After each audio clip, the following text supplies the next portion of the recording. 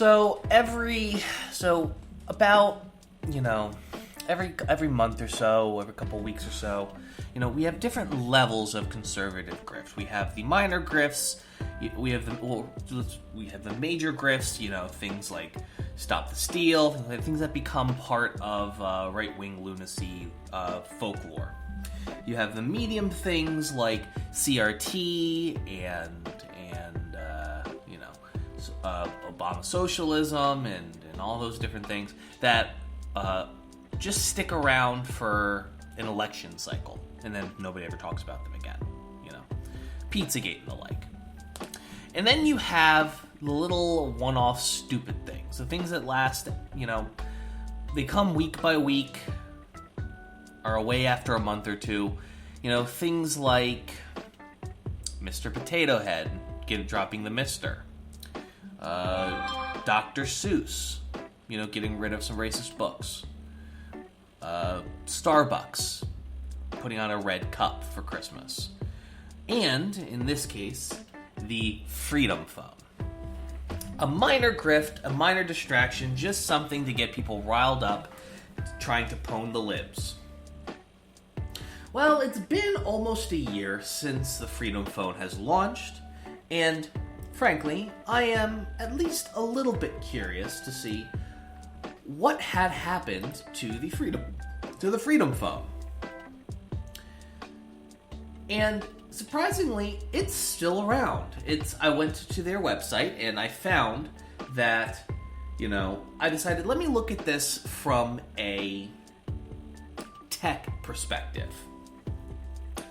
And from their front page, they've changed some things from like when people covered this back then. For one thing, they have changed their app store to the uncancelable app store without any actual downloadable apps being shown available there. They again do come preloaded with Parler, OAN, Newsmax as the most prominent, and then Rumble and DuckDuckGo. I do respect DuckDuckGo. DuckDuckGo is not just for right-wing lunatics. It is for anybody trying to keep their data safe. The other thing that they are started promoting is ClearOS and ClearGM, which, all well and good, but the thing is that they say, ClearOS, a freedom-first operating system. We've developed the first mass marketable mobile phone operating system based on freedom, security, and privacy. Now here's the problem with that. ClearOS, known formerly as Clark Connect, is a Linux distribution by the Clear Foundation and was released 21 years ago. This is as old as my girlfriend. It's based out of New Zealand, and it has users in 150 countries. The Clear Foundation proper, even though the OS was made 9 years previous, was created in 2009 with the purpose of developing and maintaining ClearOS under a simple, secure, and affordable open source model. Open source, that word is key. That means that it is not something that, is, internal like Apple's iOS. It's a free open source software that anybody can use. Bear in mind, it's still based off of Android in ways. But regardless, the point is that they obviously were having problems with using a tweaked Android because they still had to depend on their original App Store. So that's all well and good. I'm so sorry about the notifications. It's my Discord's popping for some fucking reason at this early in the morning.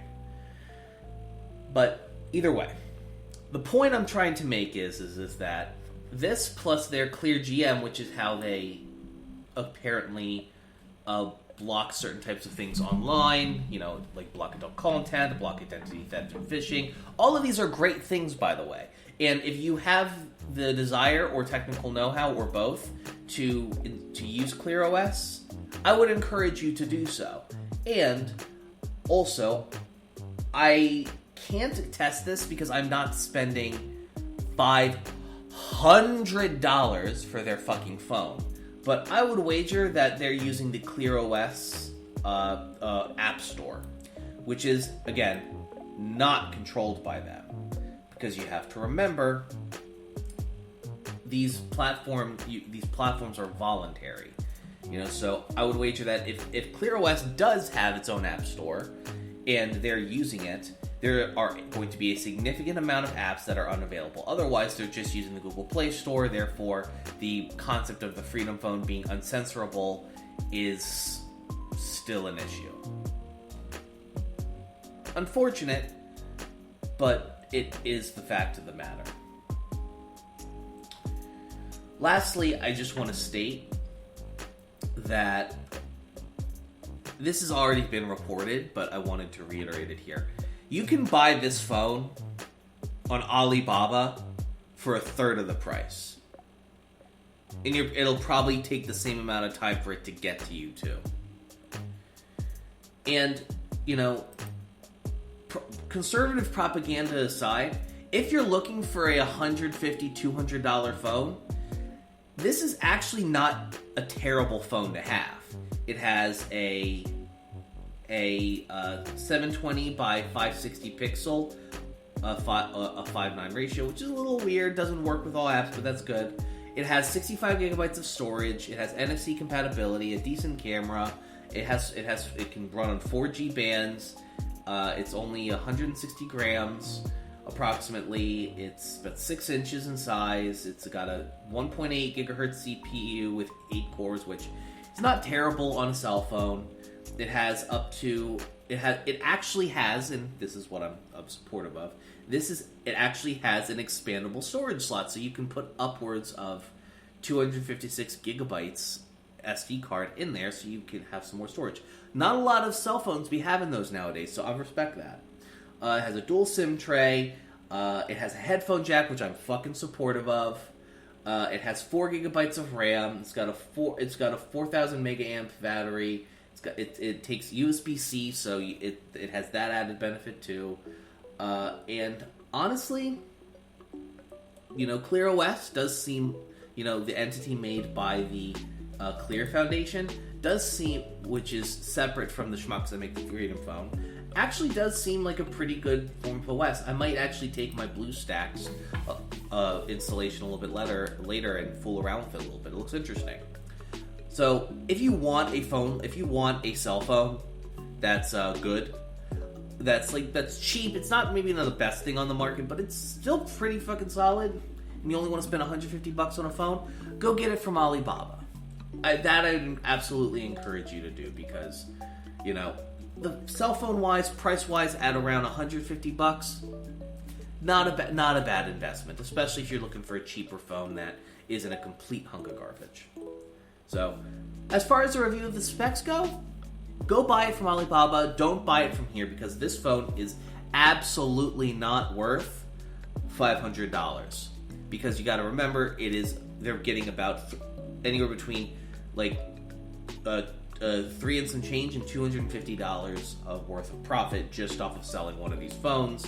They sell 10 of them. They make their money back. They make their money back with every single sale.